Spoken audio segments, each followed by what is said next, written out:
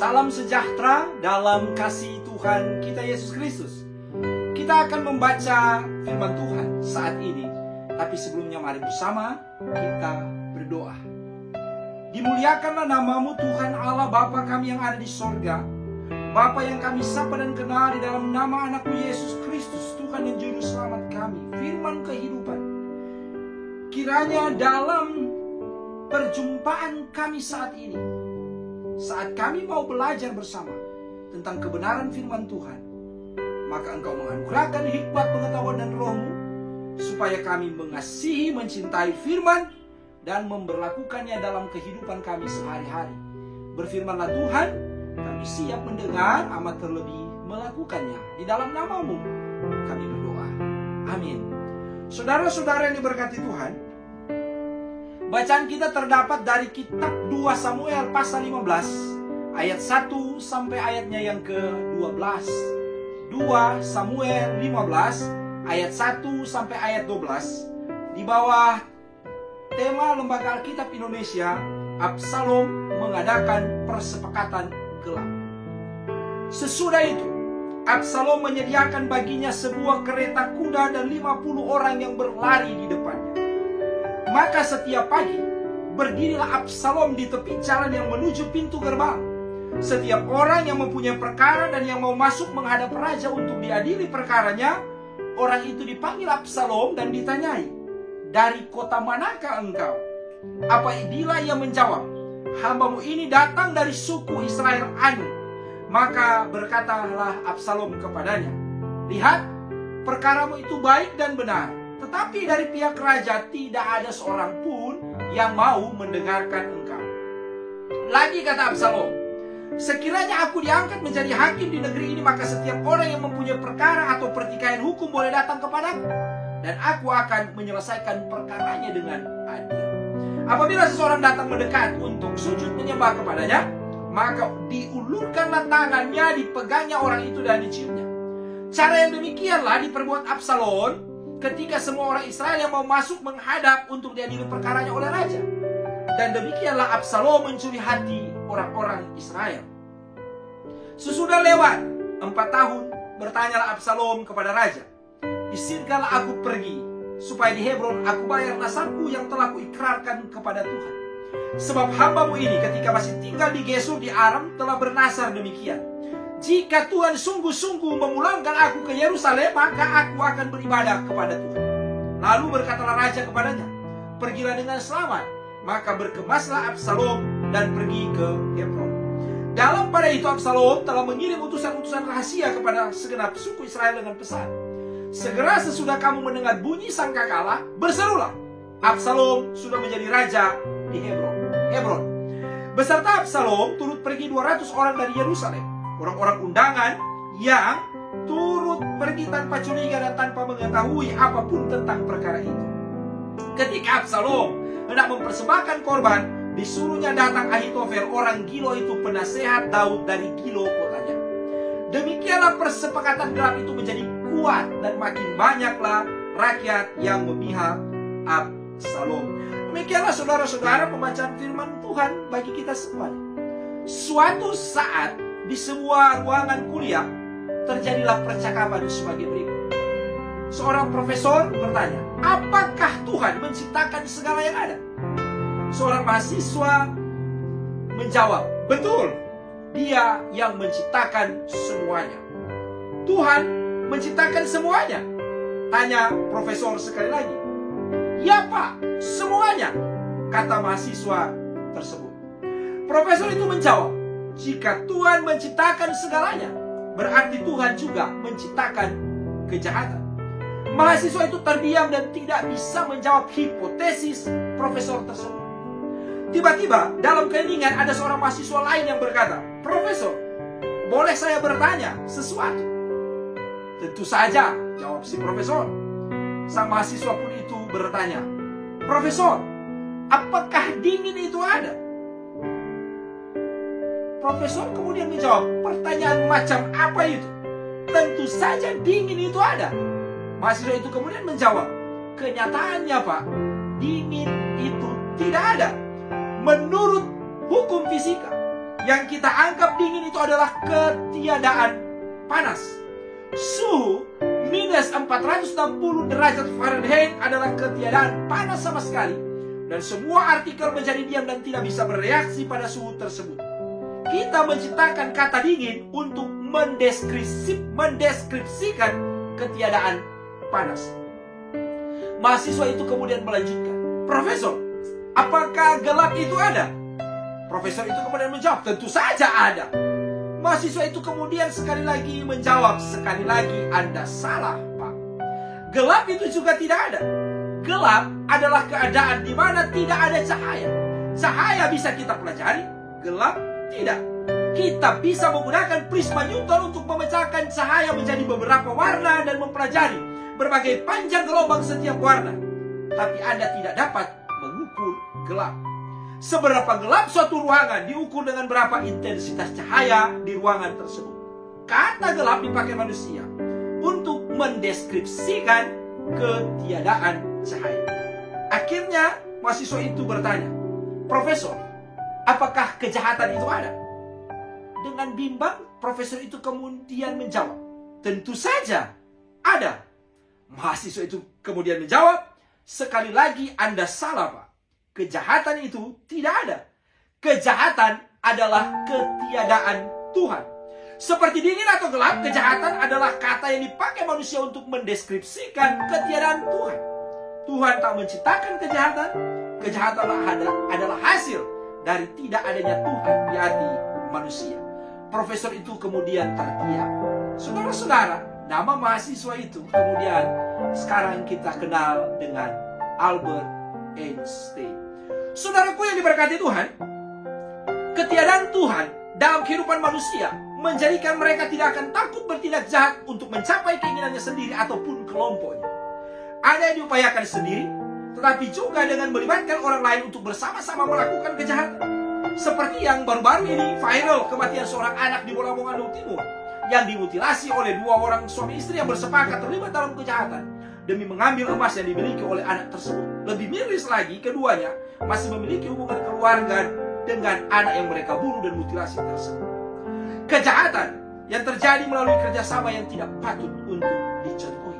Sehubungan dengan itu, maka tema khotbah kita saat ini adalah waspadalah terhadap persepakatan gelap. Saudaraku yang mengasihi Tuhan, pokok utama dari kitab 2 Samuel ini adalah Allah menolong Daud untuk meneguhkan Israel sebagai sebuah bangsa yang berdaulat yang cukup kuat untuk mengamankan perbatasannya melawan musuh.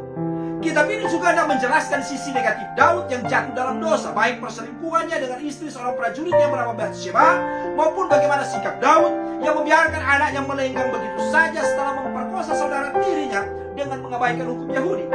Hal inilah yang kemudian mendorong Absalom yang juga adalah putra Daud untuk membunuh saudaranya yang telah memperkosa adiknya itu.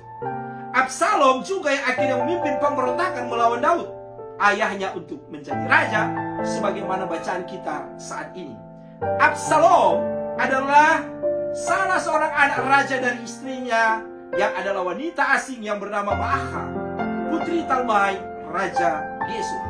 Absalom yang termasyhur karena ketampanannya dari namanya mempunyai arti Bapak Damai Sejahtera atau Bapak Perdamaian, yang berasal dari dua kata Ibrani, yakni Av dan Shalom. Sayangnya dalam catatan perjanjian lama tidaklah demikian dengan tindakan. Dalam 2 Samuel 13 ayat 25-27, kemudian ayat 28-29 dikatakan di sana bagaimana kelicikan Absalom membawa ia membalaskan dendamnya kepada Amnon yang telah memperkosa adiknya Tamar dengan memerintahkan orang-orangnya untuk membunuh Amnon. Demikian juga kita dapat membaca dalam 2 Samuel 14 ayat 29-32. Ketika ia memanggil Yoab untuk diutusnya menghadap ayahnya Raja Daud, tetapi tidak diresponi, maka kemudian ia membakar ladang kepunyaan Yoab. Dari sini kita melihat bagaimana karakter seorang Absalom, sehingga kita tidak terlalu kaget melihat bagaimana ia berupaya mengambil alih kekuasaan ayahnya Raja Daud dalam pembacaan saat ini. Sebagaimana dikatakan dalam 2 Samuel 15 ayat 1. Sesudah ia berjumpa dan mendapatkan kembali kasih dari ayahnya Raja Daud, maka sesudah itu Ibraninya Aharaya, dan sesudah itu terjadi Absalom menyediakan Ibraninya Asai.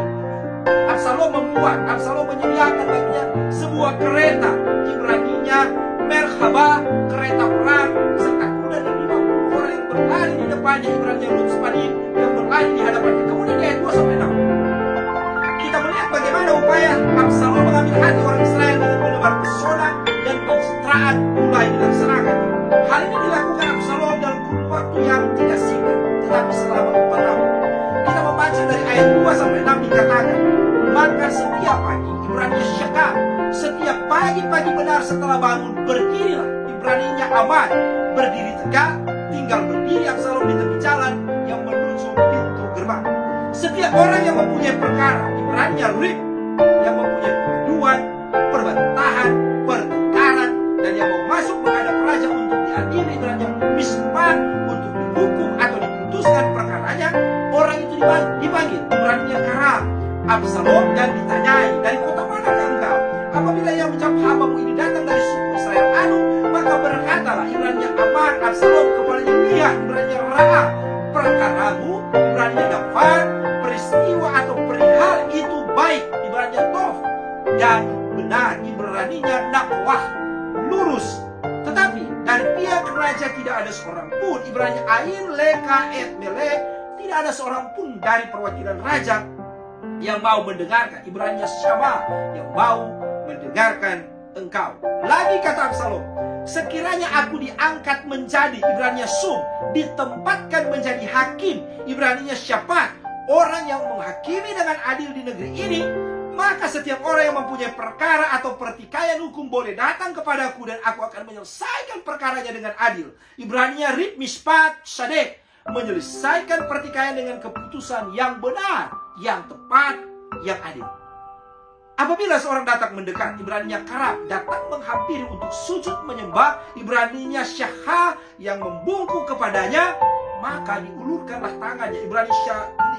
Ibraninya Syalak Iyad, dijamalah tangannya, dipegangnya Ibrani Kasar orang itu dan diciumnya Ibraninya Nasyar. Cara yang demikianlah Ibrani dasar saya diperbuat, Ibrani Aisyah dilakukan Absalom kepada semua orang Israel yang mau masuk menghadap untuk diadili perkaranya oleh raja, dan demikianlah Absalom mencuri hati orang-orang Israel.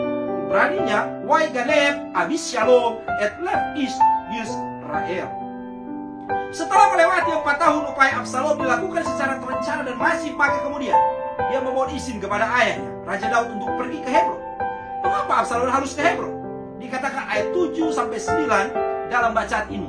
Sesudah lewat 4 tahun bertanya Absalom kepada raja, izinkanlah aku pergi, Ibraninya Halak, izinkanlah aku berjalan, supaya di Hebron aku bayar nasarku, Ibraninya Shalab, memenuhi nasar yang telah kuikarkan, Ibraninya Asher Nadir, yang telah kubuat kepada Tuhan, sebab hambamu ini ketika masih tinggal, Ibraninya Yashab, ketika masih diam di Gesur di Aram, telah bernasar, Ibraninya Nadar, telah bersumpah demikian, jika Tuhan sungguh-sungguh memulangkan, Ibraninya Syub, mengembalikan aku ke Yerusalem, maka aku akan beribadah, Ibraninya Abad, kepada Tuhan.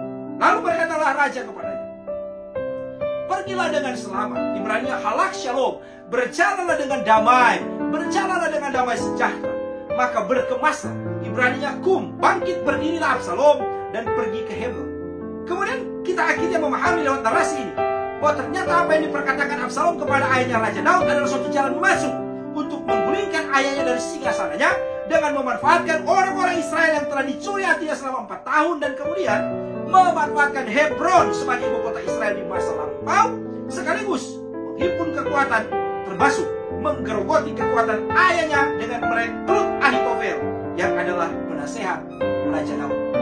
Ayat 10-12 menceritakan bahwa dalam pada itu Absalom telah mengirim, Ibraninya Syalak telah mengutus utusan-utusan rahasia, Ibraninya Ragal, mata-mata, kepada segenap suku Israel dengan pesan, segera sesudah kamu mendengar bunyi sangkakala, Ibraninya Syama Kol Shofar, berserulah, Ibraninya Aman, Absalom sudah menjadi raja di Hebron. Ibraninya Malak, Abishalom, Hebron. Beserta Absalom turut pergi 200 orang dari Yerusalem. Orang-orang pergi tanpa curiga, Ibraninya Tom, dan tanpa mengetahui apapun tentang perkara itu. Ketika Absalom hendak mempersembahkan korban, Ibraninya Sabah et Sebah, disuruhnya datang Ahitofel, orang Gilo itu penasihat Daud dari Gilo kotanya. Demikianlah persepakatan gelap, Ibraninya Keshe, persekongkolan, komplotan itu menjadi kuat, Ibraninya Amitz, dan makin banyak. Ibrani Ram makin besar, rakyat yang memihak, Ibrani yang bersama Absalom. Saudaraku yang mengasihi dan diberkati Tuhan, narasi tentang Absalom mengingatkan kita semua untuk pertama, pencitraan diri sendiri tanpa kasih yang benar-benar tulus dan murni akan membuat seseorang melakukan sesuatu ada maunya, ada maksudnya, dan yang pasti tidak mau rugi. Hal ini seringkali membuat seseorang dengan tujuan itu memakai cara-cara yang tidak baik dengan mengintervensi, bahkan mengintimidasi orang lain. Waspadalah terhadap pribadi-pribadi seperti ini, sebab mereka hanya mau mengambil keuntungan dari suatu masa saja, dan bukan karena mereka benar-benar peduli kepada orang lain di setiap waktu. Kita bisa berefleksi ini dari ayat 2 sampai ayat 6. Hal yang kedua, berefleksi dari ayat 5 sampai 6. Jangan menjatuhkan orang lain agar kemudian engkau bisa naik menginjak mereka yang terjatuh sebagai pijakan meraih keberhasilan dalam hidup ini. Ingatlah hal itu dan kemudian memahami juga bahwa tidak semua yang membungkuk menghormatimu benar-benar respect terhadapmu. Sebab terkadang merekalah yang mereject dirimu saat mereka bersama dengan orang lain agar bisa sukses. Ingatlah pula, tidak semua yang menciummu benar-benar adalah orang yang mengasihimu. Terkadang mereka juga adalah orang yang menyakitimu, bahkan mengkhianati. Ketiga, refleksi dari ayat 7 sampai 9. Jangan sekali-kali menjadikan ibadahmu sebagai alat untuk mencapai keinginan-keinginan duniawi kita. Jangan menggunakan ibadah sebagai alat propagandamu untuk mencapai hasrat kita untuk berkuasa di dunia ini. Hal yang keempat, berefleksi dari ayat 10 sampai 11. Penting bagi kita sebagai orang percaya untuk tidak sekedar hanya ikut-ikutan terhadap banyak hal di dunia ini. Dengan kata lain, kita tidak menjadi orang Kristen yang iko rame, apalagi menggunakan istilah daripada iko mata, lebih baik iko rame. Belajarlah banyak hal supaya kita dapat dengan tepat melakukan apa yang benar sesuai dengan kehendak Tuhan. Karena berjalan sendiri belum tentu salah, dan berjalan banyak orang belum tentu juga benar. Hal yang terakhir, hal yang kelima, berefleksi dari ayat terakhir, ayat 12. Jauhilah hidup yang merugikan orang lain, apalagi bersama dengan orang lain, berkomplot, bersekongkol, bersepakat dalam kegelapan untuk membuat orang lain tidak lagi menyala terang. Jagalah setiap langkah kita dalam terang agar mampu menyinari banyak orang dalam dunia ini. Tuhan Yesus memberkati. Amin. Kita berdoa. Terima kasih Tuhan untuk firman saat ini. Kami boleh belajar bersama, kami merenungkannya, dan kami mau melakukannya dalam kehidupan kami, di mana saja kami pergi dan berada. Terima kasih Tuhan. Terpujilah nama-Mu, Allah, di dalam nama Tuhan Yesus Kristus. Amin.